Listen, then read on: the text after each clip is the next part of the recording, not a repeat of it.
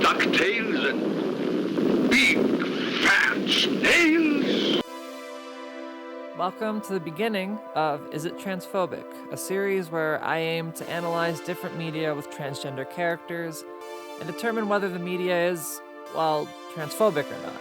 After analyzing the film from a transgender perspective and not necessarily from a film critique perspective, I will give it one of 3 ratings based on its representation. The ratings are 1, ally, representing a positive portrayal of transgender people, even if there are some issues. 2, representing media that is not necessarily transphobic, but doesn't do enough to be considered ultimately positive. And 3, transphobic, representing a negative portrayal of transgender people, even if there are moments that are positive. Quick disclaimer, while I am trying to be fair and researched in my opinions, this opinion is not necessarily shared by all transgender people. I am one person who, like most, get things wrong, so these are not to be heralded as fact given by a trans person you know. The word transvestite will be used multiple times during the review, as well as some transphobic elements later on.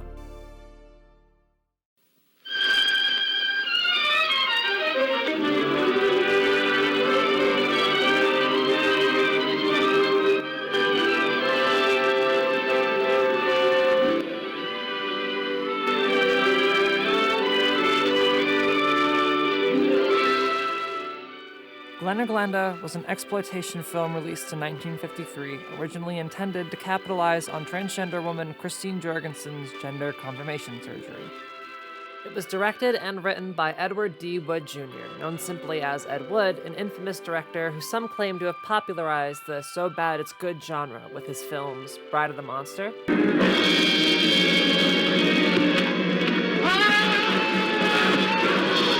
Plan 9 from Outer Space, You see? You're stupid minds. Stupid! That's all I'm taking from you. Get back here, you jerk! Let him finish. and Glen or Glenda. I'd like to take a moment to delve into Ed Wood, and while I don't intend to be talking about a director's life story with every installment of this series, with Glen or Glenda, Wood's personal life must be discussed for 2 main reasons. Firstly, he self-identified as a transvestite, a vague and outdated term to describe a person who wears clothes designed for the opposite sex, and used the word constantly throughout Glen or Glenda. It was a catch-all used for anyone wearing another sex's clothing, including trans people, cross-dressers, and drag queens, so what anyone meant when they said transvestite was often unclear, and thus the actual definition of Wood's gender identity seems unsure. In the biography about Wood called Nightmare of Ecstasy, Ed Wood's wife, Kathy Wood, only claims that Wood was a transvestite, citing his fascination with Angora.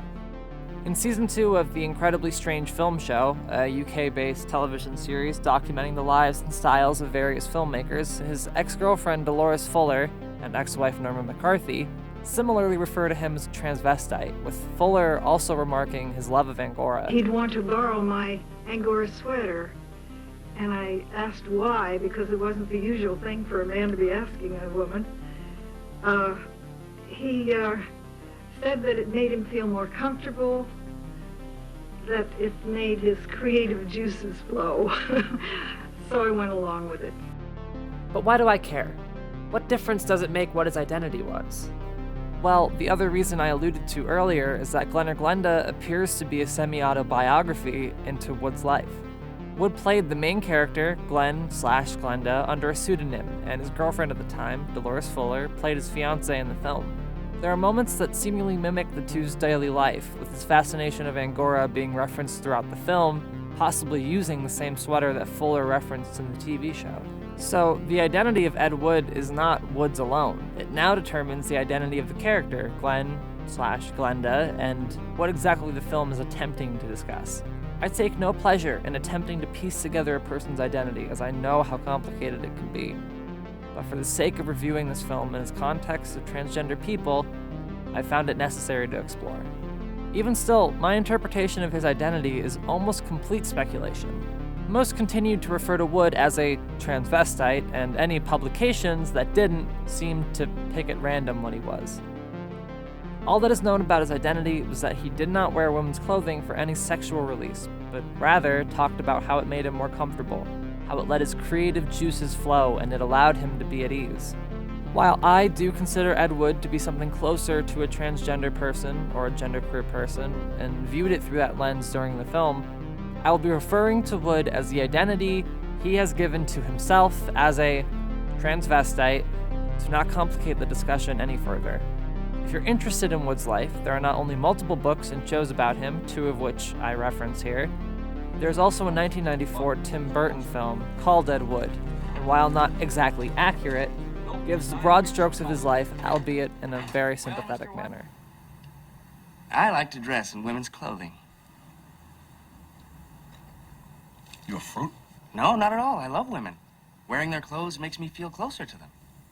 You're not a fruit. No, I'm all man. I even fought in WW2. Of course, I was wearing women's undergarments under my uniform. You gotta be kidding me. The film itself opens with a transvestite who has killed themselves, which troubles a police officer. The police officer then visits a psychiatrist and asks to be taught about the intricacies of transvestites, as he wants to prevent their deaths.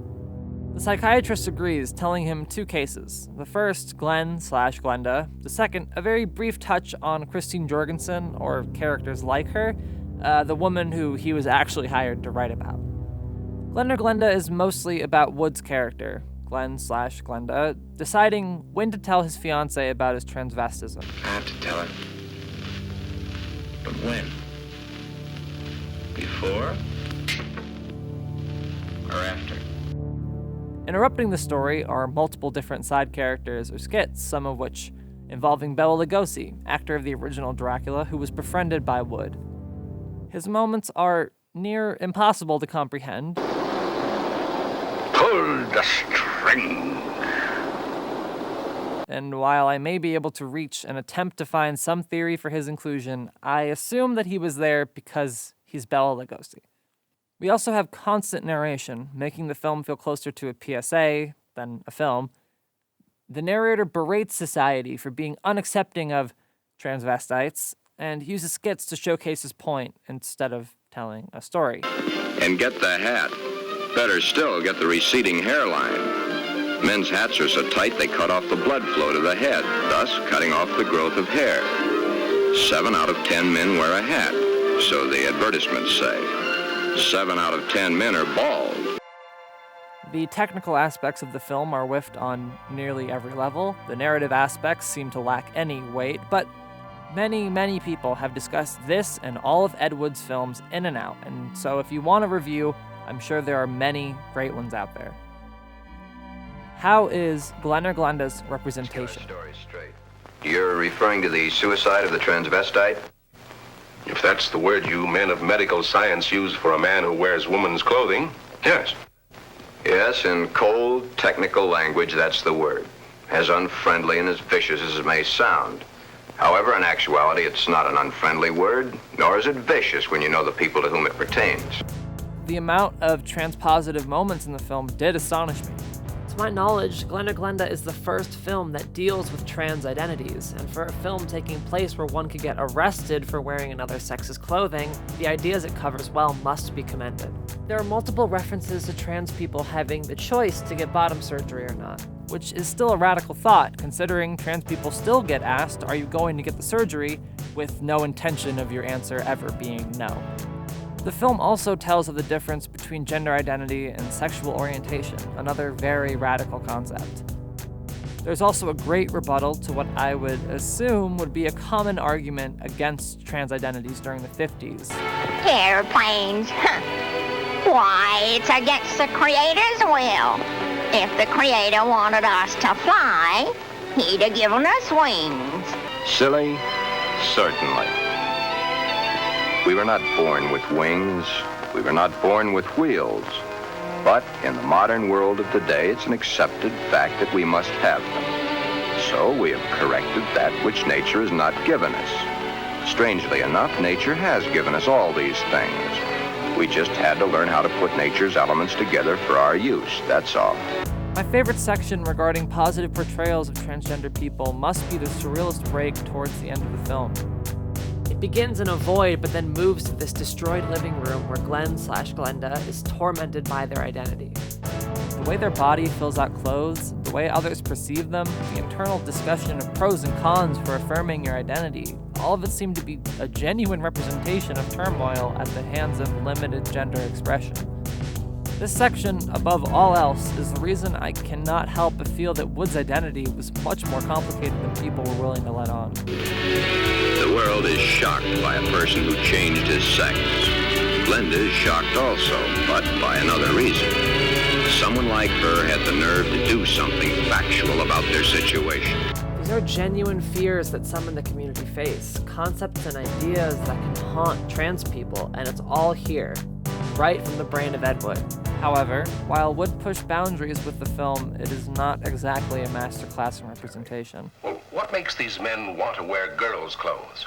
Many things, but as I've said before, it usually starts in early childhood from one cause or another.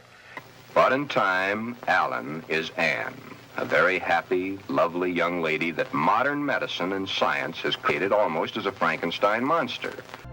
The film refers to transvestites as choosing their expressed gender by deciding to either affirm their identity or choosing to be rid of the trauma that the film believes causes transvestism in the first place. Yes, the film implies that unless you are a pseudo-hermaphrodite, your trans identity was brought on by trauma through childhood, which is a common fallacy uttered by transphobes to this day, as referenced by one famous fantasy novel writer who shall not be named.